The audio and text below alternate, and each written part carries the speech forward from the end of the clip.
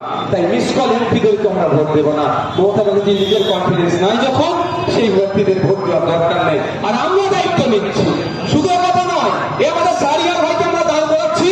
শাহরিয়ার ভাই টোটাল কত সম্পত্তি আছে সব হিসাব আমরা রাজ্য কমিটিতে রাখছি। আপনারা ভোট দিলে, পার্লামেন্টে গেলে প্রতি বছরে বছরে শাহরিয়ার ভাইয়ের হিসাব আমরা নেব। যদি দেখি শাহরিয়ার ভাই হিসাব বহির্ভূত ইনকাম করেছে, আইন বহির্ভূত ইনকাম আছে, কোনো কাগজ দেখাতে পারছে না, শাহরিয়ার ভাইকে বলে টাটা ভাই ভাই তুমি দল থেকে চলে যাও দাদা, আপনাকে নিয়ে আমাদের দরকার নাই।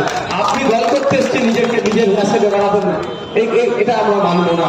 আমি আমার কথা বলছি, আমারও জমা আছে, পঞ্চায়েতে যারা জিতেছে তাদেরও জমা আছে, যারা কন্টেস্ট করেছিল তাদেরও জমা আছে। এটা মাথায় রাখবে। আমরা স্বচ্ছতার সাথে রাজনীতি করতে এসেছি। যে দুর্নীতিগ্রস্ত হবে আমরা তাকে দল থেকে বহিষ্কার করবো, কারণ আমরা সমাজ ব্যবস্থা বদলাতে এসেছি। মানুষ সুযোগ দিলে কাজ করো, না সুযোগ দিলে যাদেরকে সুযোগ দেবে তাদের মধ্যে কোনো ভুল হলে সেটাকে আমরা ধরিয়ে দেবো, এতটুকুই। দলে থাকবে, দলের নাম করে, ফাংশনের নাম করে, বড় বাজারের নাম দিয়ে আমরা যদি লিখতে আসি, দল তাকে প্রশ্রয় দেবে না। সকলে ভালো থাকবেন। শেষ করছি।